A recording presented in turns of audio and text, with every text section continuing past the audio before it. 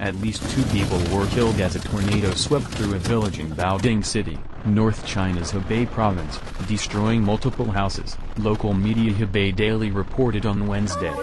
On July 23, 2021, Hebei Province in eastern China was hit by the largest tornado outbreak in more than 10 years. At least 10 tornadoes have been reported. At least 3 of them were powerful. Reports are still coming in and the number of reported tornadoes is on the rise. It is reported that on July 23, one of the powerful tornadoes moved directly to downtown Baoding. This happened at 1300 hours UTC.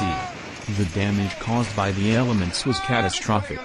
According to extreme weather naturalist Eric Wang, the whirlwind barked wood, threw cars, razed several houses to the ground and injured several people. Wang also shared the incredible footage he captured as the tornado drove right into downtown Baoding.